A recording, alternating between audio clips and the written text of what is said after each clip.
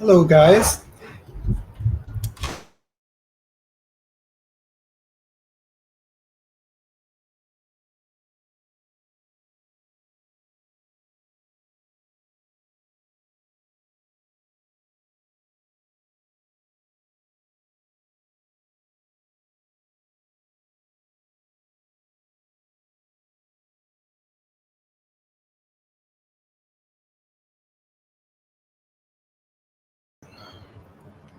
Okay, so it's time for our book review for our 52 book challenge. Today we are going to go over Can't Hurt Me by David Goggins. Hello, hello, hello. Welcome, welcome, welcome. So book number 2. This is book number 2. So if you took a look at this book, let me know in the comments. If you plan on reading it, let me know. Say hello, drop a hello. Just a quick book review. I'm going to share my thoughts and impressions, what I like the most about this book. I finished it yesterday, and this book is it's all about mental toughness. This book was different from the previous one that we just read, Atomic Habits. This is very different indeed. It's David Goggins is somebody that basically the book goes over his life, and then what achievements he made. But what's interesting about this book is how he describes everything. It's very raw. It's very, he doesn't hold back on describing the challenges that he had physically. There's a lot of physical challenges. He starts his story by saying, how he grew up. He grew up in a home where he suffered physical abuse. Him and his mother, very serious physical abuse. And there's a theme here that you're gonna hear. I mean, the outcome of if we go fast forward to the end of the book is everything that he accomplished. He's a Navy SEAL. He got into the armed forces, and I'm gonna get into that. But how he began, it's like the origin story that he described. It's amazing. So he had a rough childhood with his mother, his father. It was a rough childhood. He experienced a lot of racial injustice growing up. His stepdad was actually murdered. He witnessed a child being hit by a bus, ran over by a bus when he was young. He was in a school bus. He saw like a 6-year-old. He describes a 6-year-old that went running towards the bus to give some cookies to the driver, and the driver didn't see it, and he ran over the kid, and he describes what he saw and how that stayed with him for the rest of his life. The image that he saw. So his childhood was very, very difficult. From the very beginning, he starts talking about it. And something interesting about the book, and something that I haven't said before, the difference between the audiobooks and reading a paper book, is in the audiobook, the author and the author is usually provides kind of backstage comments that you cannot read in the paperback book. So he actually comments. He's not the narrator. There's another narrator, but he's there with the narrator. So they're going back and forth and having like a conversation. So it's kind of like a podcast kind of feeling. So he definitely provides more than what you just read in the book. So that's why I like the book. I like reading it, listening because of that. So in his conversation, you hear him, how he talks, very raw, very very straight up talking, like he doesn't hold back on anything. And so he has a lot of challenges, and he describes it. He was bullied a lot. He was out of shape. And one of the things that he talks about is that bullies, sometimes they tell you the truth, but in the meanest way. But sometimes there's some truth to what the bully says. So you really have to have like a thick skin, a thick alligator skin. And that's kind of like how he began with this mental toughness attitude. And you hear it over and over when he says a term over and over, like callous your mind. You have to callous your mind. And some of the things that he says is that he kind of puts down a little bit on people that basically they hang around other people that don't hold them accountable. And growing up, he said he noticed that because a lot of people, if people hang out around people that don't hold you accountable, that means that everybody that's around you just lets you slide and doesn't really tell you anything that you're doing wrong, doesn't call you out. It's like, oh yeah, it's okay. They laugh about whatever, laugh off anything that's happening that is not correct. And so growing up, he kind of was trying to move away from that. And one of the things one of the things that inspired him that he mentions in the book is that the movie Rocky. I think it's Rocky, I don't know, 1 or 2, but it's the one where he's fighting Apollo Creed. And he's describing that basically in the final rounds, 13 or 14, when he's fighting Rocky, he's fighting Apollo Creed, and he gets knocked out, but he keeps on getting up, and Apollo knocks him down again, and he keeps on getting up. And and at one point you see that Apollo Creed is kind of celebrating because he knocks him out and he thinks the fight is over, but then he gets up again, Rocky gets up, and that is stuck with him at the beginning as kind of like something that motivated him to continue and not give up. And so he describes that, and one of his major accomplishments, or the first accomplishment, is that he trained to go to the Navy SEALs.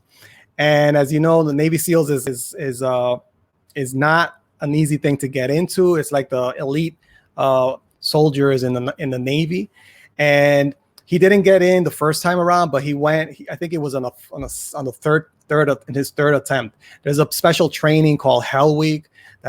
It's like a boot camp, but there's like very, very hard training that really breaks people getting there. And he actually did that 3 times.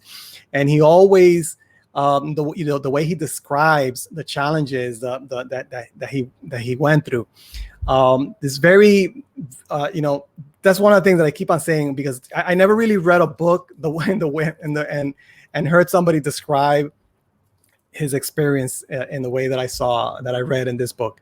It's really, really, I think I'm going to remember this for a long time. So, one of the things he says is that motivation is like kindling a fire. It's like, it works to start the fire, but, kindling the fire, it's not going to keep the fire going on. And so motivation is pretty much the same thing. So in the challenges that he overcame, it's not just about motivation. You have to go beyond motivation to actually continue and push forward and push through all the challenges and overcome the obstacles that you have. So the audiobook is full of backstories, full of his story. I can envision this book becoming a movie, actually, the way he describes and everything, that he went through. I can see this becoming a movie. So he says over and over about callousing your mind. He endured a lot of physical challenges. His training was very, very tough, and he had a lot of injuries, but he still overcame those injuries and succeeded in going to the Navy SEALs. He's a soldier. He went to Afghanistan, Iraq. He did multiple platoons, so he's a warrior basically. He was, and apparently a good one. So he was still in the Navy, but when he was in the States, he did other things. So it's kind of like a side hustle. So he in between trainings, he did multiple marathons. He ran ultra marathons. There's this race that he described in the book that is a 24-hour race that he ran. I think it was about 100 miles. The Hurt 100 is called. And boy, the things that he suffered running that mile, that marathon, he did not train. He did not formally train for that 100-mile, 24-hour marathon. And he basically just went and just did it. But as a person that didn't train, it was very challenging for him, and physically, it kind of destroyed his body, but he still did it. Um, and and again, he describes how, what's the thought process that he had by doing this race. He describes his body. He describes also running, and he had like a broken foot, and he was running a marathon with a broken foot at one point.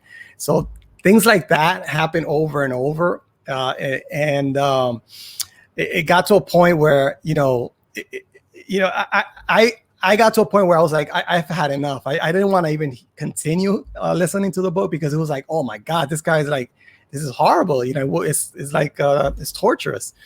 But then, I got into it. I finished it because it's just a lot of struggles. So it's all about being mentally tough. And he has this theory or this rule he calls the 40% rule, which he says basically that the human typically perform up to 40% of their capabilities. And what happens is that when you're doing something and you reach the point of pain, that's your 40%. And then at that point, your mind kicks in, and your self-defense mechanism, your fight or flight response kicks in and tells you to stop at that 40%. And he says that, you can actually try to go further than the 40%, because you have more potential. So you can try 45%, try 50%. But what typically happens is that the mind tells you, okay, that's enough. And then that's where you normally stop. And then you have all this potential that is not untapped. So that's kind of his mindset, and how he does things, that you push yourself to go further, you stretch yourself to go further. Because it's kind of common knowledge, I think, right now, that visualization helps you go the extra mile. You will stop at one point normally, but then if you can actually, but that's just your mind telling you to stop. But physically, you're able to go beyond what you normally would stop at. And he talks about that in the book. And he uses that strategy of visualization. But he also typically, I hear about visualization, and we normally hear about visualizing an outcome as if it already happened. But he adds to that, and he actually visualizes the obstacles as well.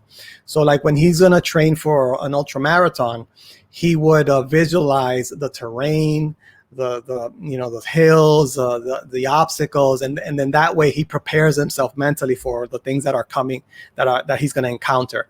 So he uses visualization that way as well. So that's something that he got into in the book. So again, he ran several ultra marathons. Ultra marathons are like marathons, but they're typically longer, or they're definitely more challenging. Some of them are measured by time, or other by distance, or other by multiple day marathons. So that's what ultra marathons are. And he ran several of these.